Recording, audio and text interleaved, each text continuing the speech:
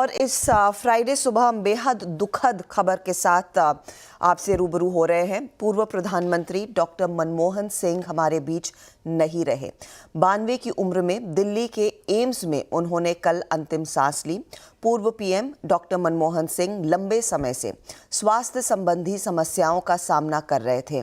PM Modi ने शोक व्यक्त करते हुए देश ने अपना एक सबसे वरिष्ठ नेता खो दिया है, ये कहा। डॉक्टर मनमोहन सिंह को आर्थिक सुधारों का नायक माना जाता है। यही वो खबर है जो आज मेरे ख्याल में सबसे अहम खबर रहेगी, क्योंकि भारतीय बाजार, भारतीय इकॉनमी के एक बड़े नायक आप कह सकते हैं डॉक्टर मनमोहन सिंह थे। इन्होंने कई पदभार संभाले हैं अपने कार्यकाल में। एक बेहद प्रोलिफिक जीवन इनका रहा।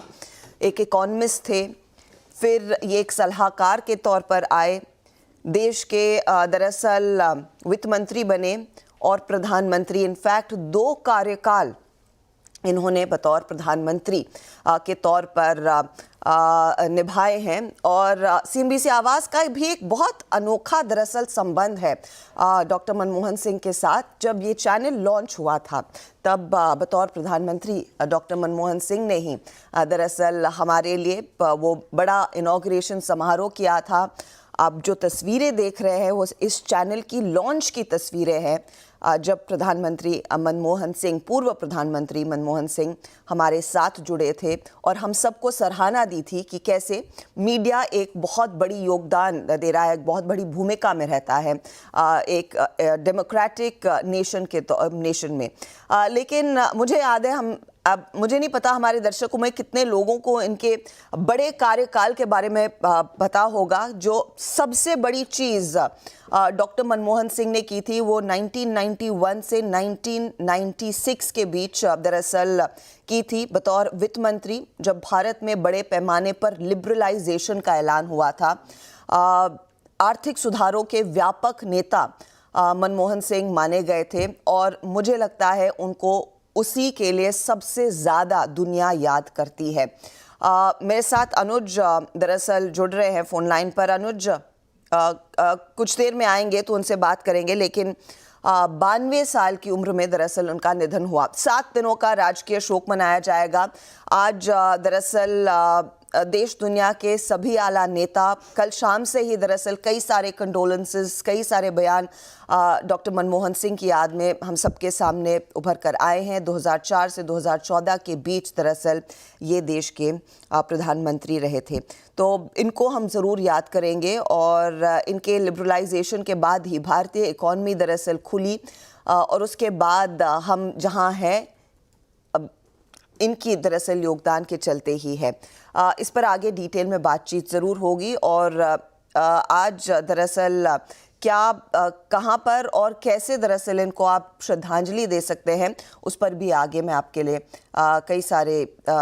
काफ़ी जानकारी लेकर आऊँगी। लेकिन अनुज मेरे साथ है। अनुज, मेरे ख्याल में आप कह सकते हैं ये साल बहुत दुखद है। पहले रतन टाटा का गुजरना और एक बेहद व्यापक नेता का अब हमारे बीच ना रहना। बिल्कुल हर्षदा, और जैसा आपने कहा, जैसा प्राइम मिनिस्टर ने खुद कहा कि सबसे सर्वोच्च नेता हमारे जो देश के हैं उनको हमने खो दिया है। और बिल्कुल आपने सही कहा, उससे इसी साल हमने देश के सर्वोच्च इंडस्ट्रियलिस्ट को भी खोया था। तो उस हिसाब से साल काफी खराब रहा। हर्षदा, वो आप विजुअल्स दिखा रहे थे जो 2005 में CNBC आवाज का लॉन्च हुआ था। प्राइम मिनिस्टर मनमोहन सिंह ने उसमें लॉन्च किया था। हयात में हुआ था वो इवेंट न्यू दिल्ली में, मुझे याद है। और किसी ने नहीं सोचा था कि उसके बाद हमारी जर्नी इतनी अच्छी रहेगी, लेकिन शायद ये डॉक्टर मनमोहन सिंह का ही विजन था, जो उन्होंने पहले ही ये बात कही थी, उस इवेंट में भी ये बात कही थी कि ये चैनल आगे जाकर बहुत बड़ा होगा। और देखिए, डॉक्टर मनमोहन सिंह, जैसा आपने कहा, हम जो नई पीढ़ी है वो शायद उनको सिर्फ एज फॉर्मर प्राइम मिनिस्टर जाने, लेकिन हम लोग जो 80s किड्स हैं, जिन्होंने 91 के रिफॉर्म्स का असली बेनिफिट उठाया जब हमारे करियर की शुरुआत हुई, और उसी समय पर डॉक्टर मनमोहन सिंह फिर प्राइम मिनिस्टर भी बने। हमारे लिए डॉक्टर मनमोहन सिंह एक फादर फिगर हैं और पूरे देश के लिए आई थिंक एक फादर फिगर हैं। और इसमें कोई डाउट नहीं है कि एक जो मॉडर्न इंडिया है उनके आर्किटेक्ट की अगर बात की जाएगी तो doctor Manmohan Singh first as finance minister और उसके बाद एज प्राइम मिनिस्टर। और जो उन्होंने एक दो कोट्स कहे थे उनमें जो सबसे फेमस कोट था कि nothing can stop an idea whose time has come. I think वो क्लियरली एक सबको प्रेरणा देगा कि आगे अगर आपने कुछ करना है तो ठान लीजिए। और एक चीज उन्होंने और कही थी कि आप तभी हारते हैं जब आप गिव अप कर दें, जब तक आप हारते नहीं है तब तक आप लगातार ट्राई करते रहते हैं। तो आई थिंक बहुत जैसा आपने कहा बहुत दुखद दिन, और भगवान की आत्मा को शांति दे, और बस अब यही विश करेंगे। जी हाँ, भगवान उनकी आत्मा को शांति दे। ये आपने एकदम सही कहा। और दरअसल अनुज आप सही कह रहे हैं, उनकी भूमिका जो स्पेशली भारतीय अर्थव्यवस्था को खोलने में रही, मेरे ख्याल में उनको उसी के लिए सबसे ज़्यादा हमारी जनरेशन याद करेगी। इसी नोट पर हम अलविदा कहेंगे। और of course doctor Manmohan Singh CNB से आवाज़ के लिए, जैसे हम मेंशन कर भी रहे थे, बेहद स्पेशल रहे हैं, बेहद खास रहे हैं। उन्हीं के आशीर्वाद से हम पिछले 20 सालों से दरअसल आपके बीच रूबरू होते हुए दिखाई दिए हैं, और मेरे ख्याल में उनका वो आशीर्वाद हमारे साथ बना रहेगा। Veeru, good morning. बेहद दुखद दिन की शुरुआत आप कह सकते हैं। बिल्कुल आशिता, मेरे ख्याल से बाकी सब तो आपने कह ही दिया है। और हम 80s के किड के लिए 91 में पीवी नरसिम्हा राव जी के साथ उन्होंने मिलकर इस अर्थव्यवस्था को खोला पूरे विश्व के लिए। और हर्षदा, आपको याद होगा जब अटल बिहारी वाजपेयी जी का कार्यकाल ख़त्म हुआ था, वो रात भर चली एक बैठक जिसमें फाइनली नाम तय हुआ कि मनमोहन सिंह अब प्रधानमंत्री होंगे इस देश के।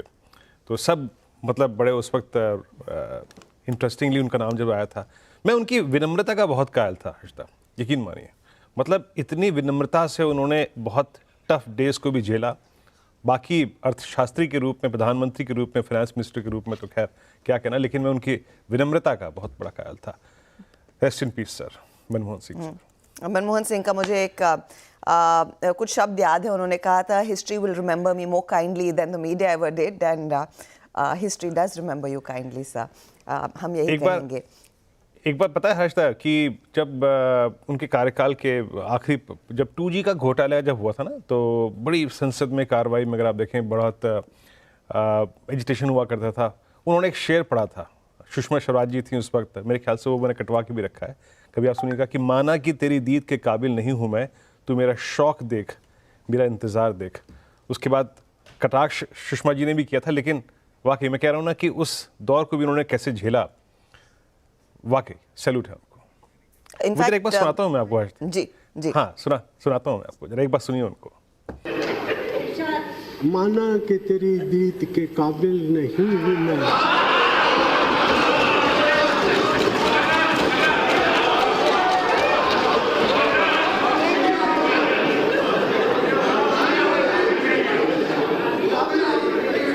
माना कि तेरी दीद के काबिल नहीं हूँ मैं, तू मेरा शौक तो देख, मेरा इंतजार देख।